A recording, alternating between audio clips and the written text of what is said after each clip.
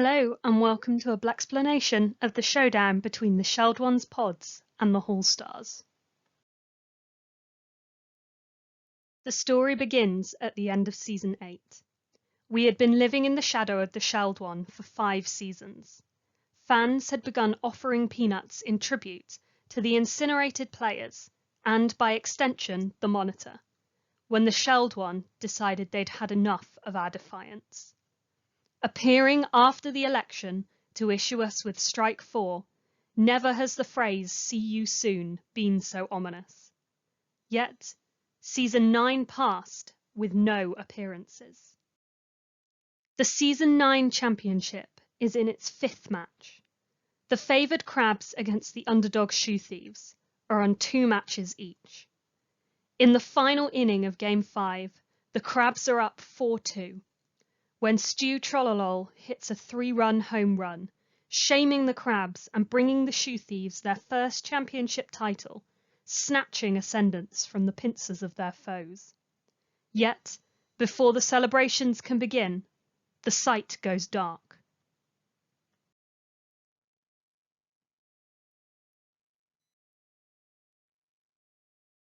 The Shelled One has arrived. Stating once again that the fans were out, the Shelled One called to its pods and issued a challenge. Then appeared a battle screen. The Charleston Shoe Thieves against a team called the Shelled Ones Pods, both teams having a bar with their amount of team spirit. So let's see the competitors. The underdogs and our champions, the Shoe Thieves. A team who were strong enough to have defeated league heavyweights the Crabs and boasting excellent pitcher Jalen Hotdog Fingers, but they have no modifications to help. On the opposing side, a team made of all the players in the league who were shelled at the end of the season. A team of varying ability, but with a strong closing lineup, including league favourites York Silk, Jessica Telephone, and 6-star pitcher Axel Trollolol. This team also boasts a terrifying array of modifications.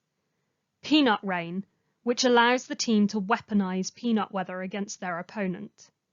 God, which gives the team 1,000 times as much team spirit to start the match. Destruction, the ability to curse any team they defeat. Curse of Crows, which means birds will sometimes attack this team. Crunchy, which means any player with the honey roasted modification, which every player on this team now has, will hit 100% better and with 200% power. Subjection, which means any player leaving this team would gain the liberated modification.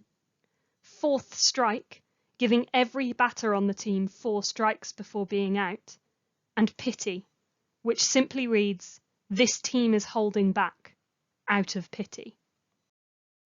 And so the battle begins, with each team losing spirit for any hit allowed or run scored, and dealing themselves damage for a foul ball or a strike. By the top of the 4th inning, the Shoe Thieves have gone from 29,000 spirit to just 1, whilst the Shelled Ones pods still have over 29 million. Yet, in a confusing turn of events, the Shelled One announces they are benevolent and gifts the Shoe Thieves 23 million of their own spirit, but in doing so, removes the pity modification, meaning the pods will no longer be holding back. The game continues into the 6th inning, but it's all over when Jessica Telephone hits a home run, dealing 7 million damage and wiping the Shoe Thieves out. The Shelled Ones pods win. As a result of the destruction modifier, the Thieves are now cursed. Their batters all receive flinch, meaning that they cannot swing until a strike has been thrown. And their pitchers all gain mild, meaning they may have a chance of throwing a mild pitch, granting an automatic ball and all base runners will advance. The Shoe Thieves remain the Season 9 champions, but every player on the pods has been removed from their teams. The Monitor popped up shortly after these events to ask if they'd missed something and to suggest we let them know next time. The election passes with no appearances from anyone, and we move into Season 10. Nothing from either character again, but then we have a strange sense of déjà vu. Once again, we find ourselves in a Shoe Thieves Crabs final. Game 3, and it's looking like a sweep from Baltimore, when the Crabs, who were 9 up at the bottom of the 8th inning, score a 10th run and discover the black hole, causing the Shoe Thieves to lose a win, but resetting the Crabs' score down to 0. The game continues into 11 innings before the Crabs score 1, winning their 3rd championship and achieving ascendance. When the déjà vu continues.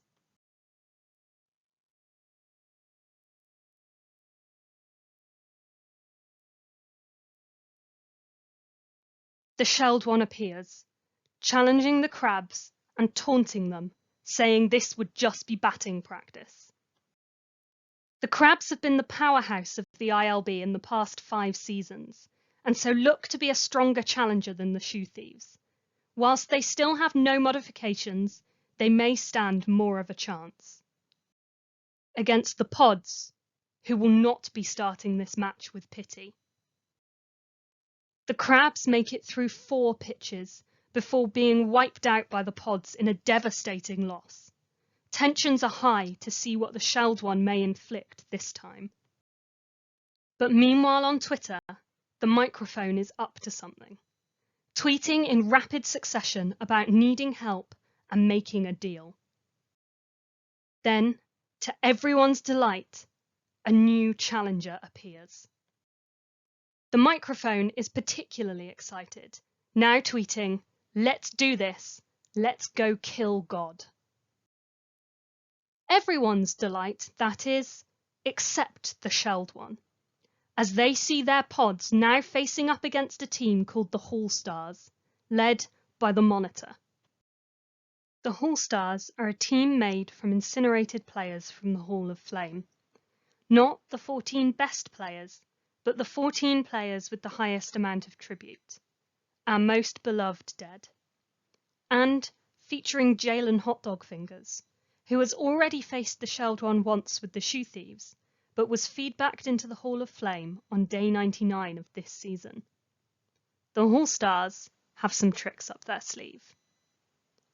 The team is Squiddest, giving all players on this team the Squiddish modification, meaning they will be replaced by a Hall of Flame player if incinerated.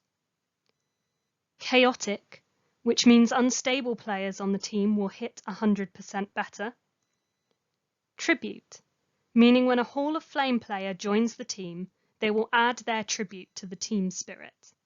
This delighted fans, as now their effort and spite in donating peanuts to the Hall would play a role in defeating the shelled one. Loyalty. If a player leaves this team, they will become a saboteur. Pending, which just stated the players on the team are pending. And containment. If an unstable player on the team is incinerated, the instability cannot chain to their opponent. They were a strong adversary to the Pods. Yet matters would be complicated when we compare the pitchers. Jalen, batting for the Hall Stars, has the mild curse from their last battle. They have Friend of Crows and Squiddish, but most notably, they have Flickering. This makes them prone to feedback. Axel is honey roasted. And feedback these 2 players would. With Jalen's Flickering modification changing the weather to feedback repeatedly during the match, the pitchers would swap teams 9 times across the game, which added new developments. Jalen, when on the shelled one's Pods, became a saboteur, capable of intentionally failing, whilst Axel, when on the Hall Stars, also became Squiddish and liberated, which granted them no benefits as a pitcher. Yet, Axel as the stronger pitcher and Jalen failing when with the Pods, this feedback situation was to the benefit of the Hall Stars. To make tensions higher, 5 of the Hall Stars still had the unstable modification, making them more prone to incinerations. It also meant they would be playing 100% better, but with the weather constantly changing, it could become a concern. And tragically it was. At the bottom of the third inning, a rogue umpire incinerated Sebastian Telephone. Again. As Sebastian was squiddish, they were replaced by another Hall of Flame player, Scrap Murphy. And so play continued. The match stayed fairly even as we entered the eighth, with the Hall Stars just holding a lead, when the fans noticed behind the shelled one the faint shape of the monitor getting closer and closer. The game reaches 9 innings, and in the bottom of the ninth, Dominic Marijuana hits a home run, reducing the pod's spirit to 0 and claiming a victory for the Hall Stars. Crunch. Just like that, the monitor had eaten the shelled one, who ironically had been declaring "I am the snack" throughout the match. They declared it bland, but said the deal's the deal, and left fans to sort through the aftermath. The Crabs did ascend, and we welcomed the Tokyo Lift as their replacement in the ILB. All of the Hall Star players gained the modification Released and disappeared from both the Hall of Flame and active play. Sebastian Telephone, who was tragically incinerated for a second time, rejoined the Hall of Flame with 0 tribute, but was quickly boosted to 14th place by grateful fans. During the Season 10 election, the players from the Shelled Ones pods fell to teams across the league, including Jalen, who had ended the match on this team. And the microphone had a few final words, sending thanks to the Hall Stars and wondering what the future held, before noticing that the Crabs had ascended. And then the discipline era was over. Thank you for joining me for this Blaxplanation. I'll be back with more Blaseball fun and facts soon, but until then, rejoice, play ball.